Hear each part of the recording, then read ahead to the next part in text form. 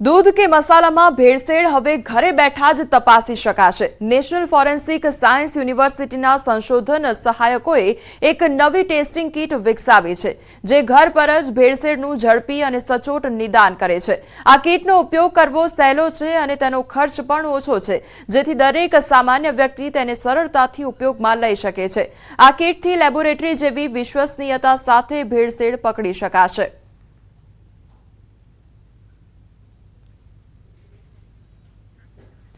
तो एनएफएसयूए तैयार करेली कीटमां एक खास प्रकारनी स्ट्रीप आपवामां आवी छे जे मसाला अथवा दूधना नमूनाने तपासवा माटे उपयोगी छे। नमूनाओ स्ट्रीप पर मूकीने तेना पर कीटमां आपेलुं टेस्टिंग सोल्यूशन नाखवामां आवे छे। जो खाद्य पदार्थमां भेळसेळ होय तो स्ट्रीप तरत ज रंग बदले छे। साथे ज कीटमां रेफरन्स चार्ट पण आपवामां આવ્યું છે અને જેના આધારે ભેળસેળનું સચોટ નિદાન કરી શકાય છે। આ કીટ માત્ર ઘરગથ્થુ જ નહીં, ખાદ્ય સુરક્ષા માટેના પ્રયત્નોમાં પણ ઉપયોગી સાબિત થશે। ટેસ્ટિંગના પ્રોવિઝન છે કીટની અંદર અને વધુમાં વધુ 2 થી 3 મિનિટમાં રિઝલ્ટ આવી જાય એટલે એમાં સમય પણ લાગતો નથી। જે વિકસાવેલું છે એ પણ ઇકોનોમીને ધ્યાનમાં રાખીને વિકસાવેલું છે। દરેક વ્યક્તિને સામાન્ય જનને પરવડે, દરેક વ્યક્તિ સુધી પહોંચી શકે, કોઈ ગામમાં હોય, ખેતરમાં હોય ત્યાં પણ એનો ઉપયોગ કરીને ચેક કરી શકે। સમાચારોમાં આગળ વધીએ તે પહેલા રોકાઈશું એક બ્રેક માટે।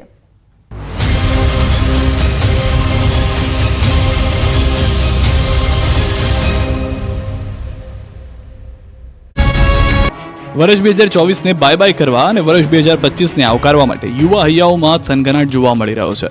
ઠેર ઠેર પાર્ટીઓના આયોજન થયા છે, પરંતુ નવા વર્ષની ઉજવણીના જોશમાં હોશ ખોનારાઓને સીધા દોર કરવા પોલીસ પણ એક્શનમાં છે। ઠેર ઠેર સઘન ચેકિંગ હાથ ધરાયું છે। દારૂ પીને છાકટા બનતા શોખીનોને કાયદાનું ભાન કરાવવા માટે વલસાડ જિલ્લામાં આ વખતે પોલીસે વિશેષ એક્શન પ્લાન તૈયાર કર્યો છે અને જિલ્લામાં નશાની હાલતમાં કે દારૂની હેરાફેરી કરતા પકડાયા તો આરોપીઓને સબક શીખવવા પોલીસ અત્યારથી જ એક્શન મોડમાં જોવા મળી રહી છે। જિલ્લાને સ્પર્શતી આંતરરાજ્ય ચેકપોસ્ટ પર અત્યારની જ સઘન ચેકિંગ હાથ ધરવામાં આવ્યું છે। દમણથી ગુજરાતમાં પ્રવેશતા નશેડીઓને પોલીસે પકડવાનું શરૂ કરી દીધું છે। વલસાડ જિલ્લા પોલીસે વલસાડ જિલ્લાને સ્પર્શતી 30 જેટલી આંતરરાજ્ય ચેકપોસ્ટ પર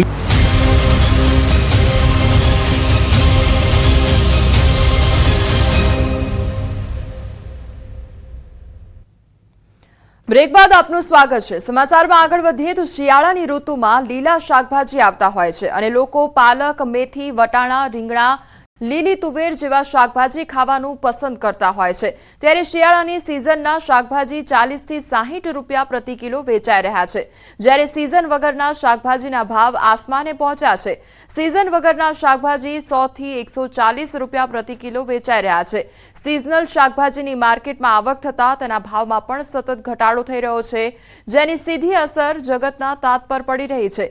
ખેડૂતોએ સસ્તા ભાવે શાકભાજીમાં ખોટ ખાઈ નિકાલ કરવો પડે છે, જેને કારણે ખેડૂતોએ રોવાનો વારો આવ્યો છે। શાકભાજીના વેપારીનું પણ કહેવું છે કે શાકભાજીના ભાવ ઘટવાના કારણે ખેડૂતોને કશું જ મળતું નથી। પાક પકાવ્યો છે તેમાં પણ મંદી આવી ગઈ છે। सीजन वगरना छे मूंगा छे ने सीजन वाला जे सस्ता छे। सीजन वाला में कोबी फुलावर जे 40 रुपया 30 रुपया फुलावर कोबी छे। गाजर 30 रुपया 20 रुपया छे। वटाणा 60 रुपया, तुवेर 60 रुपये, રીંગણ ભટ્ટા 40 રૂપિયે, રવૈયા 40 રૂપિયે, એ બધું સસ્તું છે। અત્યારે ખેડૂતોને કશું મળતું નથી। અત્યારે બચારા ખેડૂતો રોવે જ છે। અત્યારે પકાવ્યો છે, પાક પકાવ્યો છે પણ એ બહુ મંદી પડી ગઈ છે। વલસાડ પોલીસે એક બે નહીં પરંતુ બસ ભરીને દારૂડિયાઓને પકડ્યા છે। સંઘ પ્રદેશ દમણમાં 31ના નામે દારૂ ઢીંચીને ગુજરાતમાં પ્રવેશનારા 250 થી વધુ નબીરાઓ ઝડપાયા છે। દમણ અને દાદરા નગર હવેલીની હદ પર મોટી સંખ્યામાં પોલીસ કાફલો ખડકી દેવામાં આવ્યો હતો। ગુજરાત પોલીસ જાણ જોઈને દમણના ટુરિસ્ટોને ટાર્ગેટ કરે છે અને આ લોકોને રાત્રે પકડીને અંદર રાત્રે અમને પકડીને જેલોમાં બંધ કરી દેતી હોય છે। તો આ હેરાનગતિ ઘણા વર્ષોથી થઈ રહી છે, જેના લીધે અમારા ટુરિઝમને અને અમારા વેપારીઓને નુકસાન થઈ રહ્યું છે। હવે હું એ પણ કહેવા માંગુ છું કે ગુજરાતની પોલીસ અને વલસાડ પોલીસને કે ભાઈઓ તમે જો ડ્રાઈવર પીધેલો હોય તો જ આવી કામગીરી કરો। એક દિવસમાં 4 જિલ્લામાંથી 385થી વધુ નબીરા પીધેલી હાલતમાં ઝડપાયા છે, જેમાં વલસાડમાં 250 નબીરા પીધેલી હાલતમાં ઝડપાયા, તો મોરબીમાં 70 નબીરા ઝડપાયા અને સુરેન્દ્રનગરમાંથી 17 અને અરવલ્લીમાંથી 48 નબીરા પીધેલી હાલતમાં ઝડપાયા હતા. વલસાડ જિલ્લામાં પોલીસે સપાટો બોલાવી જિલ્લાના માત્ર 4 પોલીસ સ્ટેશનના હદ વિસ્તારમાંથી 250થી વધુ પીધેલા પકડાયા છે, ત્યારે મોરબીમાં પણ 600થી વધુ પોલીસ જવાનોની ચેકિંગ દરમિયાન 70થી વધુ ડ્રિંક એન્ડ ડ્રાઈવના કેસ નોંધાયા હતા. તો સુરેન્દ્રનગરમાં 31 ડિસેમ્બરની ઉજવણીના નામે ઝાકટા બનેલા નબીરાઓ પર પોલીસે ખાસ નજર રાખી હતી. અલગ અલગ સ્થળેથી 17 લોકો નશાની હાલતમાં પકડાયા. તો બીજી તરફ મોરબીમાં 31ના દિવસે બુટલેગરોના કિમિયા નિષ્ફળ રહ્યા છે. રેતીના ઢગલામાં છુપાવેલો 26 બોટલ દારૂનો જથ્થો મળી આવ્યો, ત્યારે હાલ પોલીસે આ તમામ સામે આગળની કાર્યવાહી હાથ ધરી છે. આ તરફ ઊંઝા એપીએમસીના પૂર્વ ચેરમેનને સરાહનીય પ્રયાસ કરવામાં આવ્યો છે અને 2 વ્હીલર પર ફ્રીમાં સેફટી ગાર્ડ લગાવી આપવામાં આવ્યા, ત્યારે મોટી સંખ્યામાં ઊંઝાની જનતાએ સેવાનો લાભ લીધો હતો અને ફ્રીમાં સેફટી ગાર્ડ લગાવવા લોકોની લાંબી લાઈન લાગી હતી. સમય પહેલા જ 1000 જેટલા સેફટી ગાર્ડનો જથ્થો પૂર્ણ થઈ ગયો હતો અને ઉત્તરાયણમાં લોકોને દોરીની ઈજાથી બચાવવાનો પ્રયાસ હાથ ધરવામાં આવ્યો છે. ઉત્તરાયણમાં કપાયેલા પતંગની દોરીથી બાઇક ચાલક કે સ્કૂટર ચાલકનો જીવ ન થાય, એને નુકસાન ન થાય, એને કોઈ ઘા ન થાય, એટલા માટે સેફટી ગાર્ડ લગાવવાનો આજે પ્રોગ્રામ રાખ્યો હતો. આનાથી કોઈ પણનો જીવ જતો અટકે અને ક્યાંક કોઈ પુણ્યનું કામ થાય એ આશયથી આ પ્રોગ્રામ રાખેલો હતો. જગતજનની મા અંબાના મંદિરમાં નવા વર્ષે ભક્તોની ભારે ભીડ ઉમટી છે અને આજે 2025ના નવા વર્ષના પ્રારંભે વહેલી સવારથી જ અંબાજી મંદિરમાં ભક્તોનું ઘોડાપુર ઉમટ્યું છે. નવા વર્ષની મંગળા આરતીમાં પણ ભક્તો મોટી સંખ્યામાં જોવા મળ્યા. મંદિર પરિસરમાં લોકો કતારોમાં લાગ્યા છે અને માતાજીના ચાચર ચોકમાં ગરબાનો પણ શ્રદ્ધાળુઓએ આનંદ માણ્યો છે. ભક્તોએ પોતાના અને પરિવાર માટે તો દેશની સુખાકારી માટે માતાજીને પ્રાર્થના કરી છે. કોંગ્રેસ નેતા હેમાંગ રાવલે પણ માતાજીના ચરણોમાં શીશ ઝુકાવ્યું છે.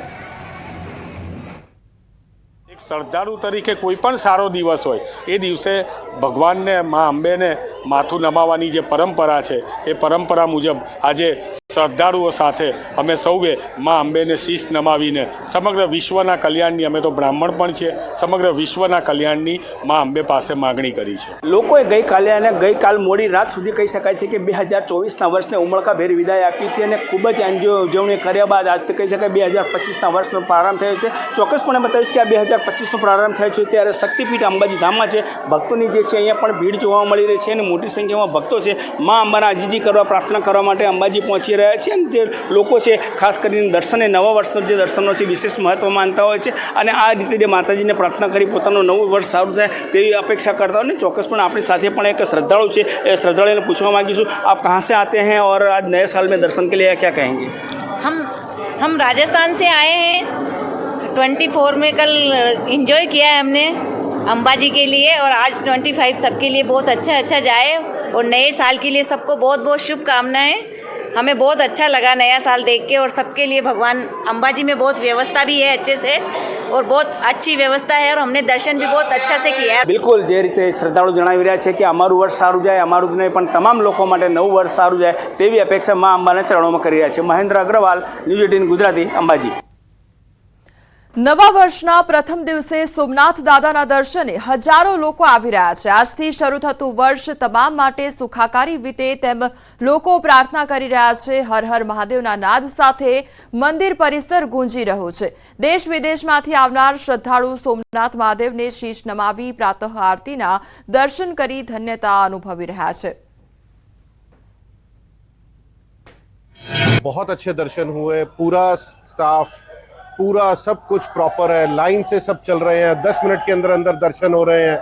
बाबा के दर्शन प्राप्त करने का अवसर मिला और बहुत ही पवित्र माहौल है यहाँ और आज के दिन दर्शन करना एक मेरे लिए बहुत बड़ा सौभाग्य है. उत्तर प्रदेश जौनपुर जिले से आया हूँ. भगवान से मैंने प्रार्थना यह किया कि नया साल हमारा अच्छा हो, सबके लिए अच्छा हो, भगवान हम लोगों को अच्छी सद्बुद्धि दें, आने वाले दिन जितने भी हों अच्छी बीतें. નવા વર્ષથી હવે સીએનજી વાહન ચાલકોને ઝટકો મળ્યો છે। સીએનજી વાહન ચાલકોને ભાવ વધારો ચૂકવવો પડશે અને ગુજરાત ગેસનો 1.50 રૂપિયાનો ભાવ વધ્યો છે, ત્યારે નવો ભાવ 79.26 રૂપિયા તો જૂનો ભાવ 77.76 રૂપિયા હતો। એટલે હવે જે ગેસનો ભાવ છે તે વધી ગયો છે, જેના કારણે જે વાહન ચાલકો છે તેમને મુશ્કેલીનો સામનો કરવો પડશે। આ તરફ આજથી અમદાવાદમાં રિક્ષામાં મીટર ફરજિયાત કરવામાં આવ્યા છે અને નિયમ છતાં રિક્ષાઓમાં ડિજિટલ મીટર લાગ્યા નથી। મીટર ન લગાવવાના રિક્ષા ચાલકોએ બહાના પણ બતાવ્યા। ગ્રાહકો પણ ઉચ્ચક ભાવમાં બેસવાની માંગ કરે છે તેવું રિક્ષા ચાલકો દ્વારા કહેવામાં આવ્યું છે। ઘણી દુકાનો ઉપર ડિજિટલ મીટર મળતા નથી તેવું પણ કહ્યું છે। હાલ સમાચારોમાં